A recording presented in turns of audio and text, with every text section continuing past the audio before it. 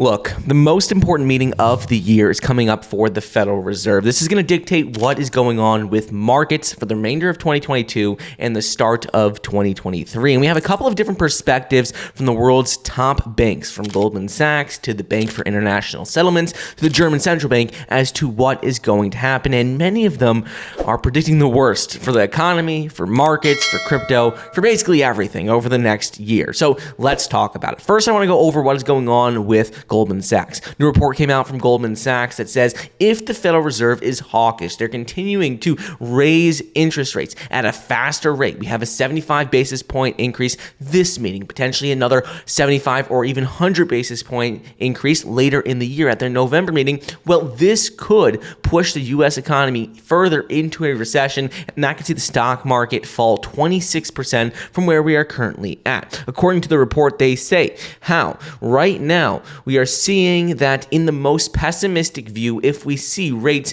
continue to rise at the rate they are right now, this is going to happen. We are going to see the market continue to crash, and the bottom is not yet in for the market. In addition to this, we are seeing that there are a lot of different perspectives as to what is going on, but according to their report, they expect the unemployment rate to rise as high as 6%, while the 5-year Treasury yield could surge to 5.4%. This is going to affect the whole economy, from real estate to food prices to basically everything. And they said that this is something we need to keep an eye out on, specifically what Jerome Powell and the Federal Reserve are planning on doing in this upcoming meeting and what the plan is for the remainder of the year. Because if it is hawkish, if we are seeing them continue to solely focus on inflation and combating inflation, well, that's going to mean they need to raise rates faster, and that is going to hurt stock market, global financial markets, crypto, everything.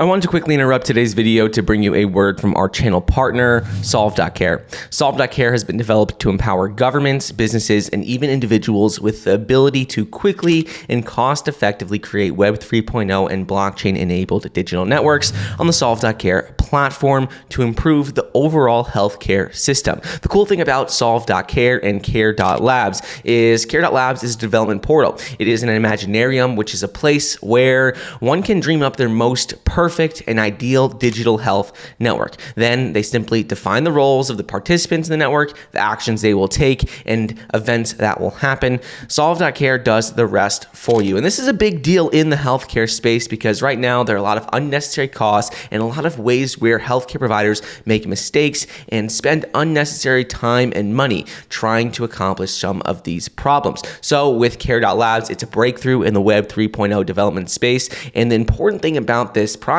is that enterprises can harness the power of blockchain and Web 3.0 with incredible ease without even having to know what Web 3.0 is or how it functions at all. Digital health networks created by those who truly understand the blockchain space are behind Care.Labs, and it allows anyone to create dApps in minutes. Governments and businesses are able to deploy powerful, large-scale digital networks where the Solve token is used as gas fees and payments. And the cool thing about this is that really it's a very simple integration for healthcare providers. It makes it very simple and easy for individuals to manage all of their healthcare needs. And ultimately, it's a place where you can manage everything for your healthcare.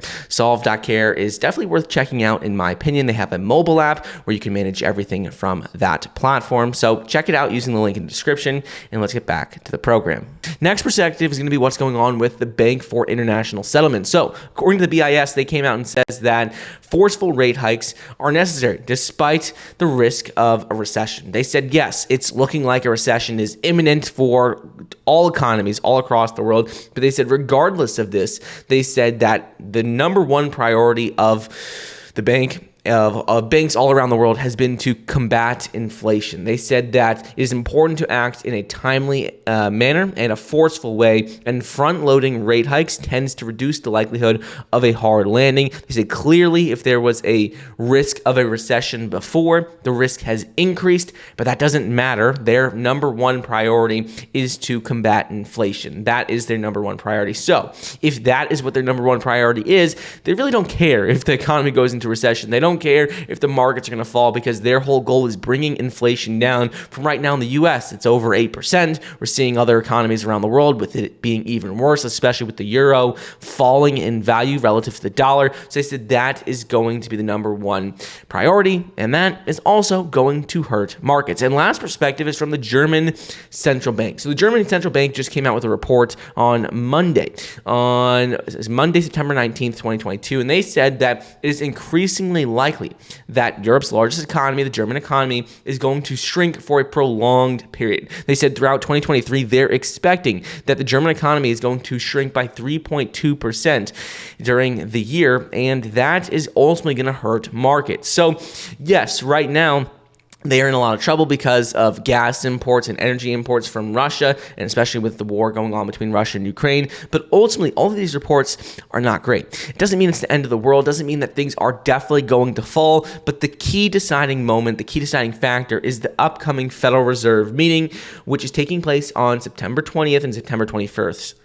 Jerome Powell is set to have his meeting on the 21st, where he's going to announce what they are doing moving forward, their plans. That is going to be his speech. So we need to keep an eye out on this. But just remember, if what they are doing is hawkish, if they're going to be increasing rates at a fast rate and potentially even faster than what they have been, that is going to negatively impact markets all across the board. So just keep an eye on this, be careful. But personally, I don't care if markets fall. I'm just going to continue to dollar cost average over time, because if I'm looking at things long term, 5 years from now, I'm happy buying Bitcoin at the current price. I'm happy buying Apple stock at its current price, happy buying Amazon, Facebook, all these stocks at their current prices. So I'm not worried long term, but if you are looking at short-term trades, things are looking a little bit bearish. But let me know your thoughts. Hope you enjoyed today's video, and I'll see you guys in the next episode. See ya.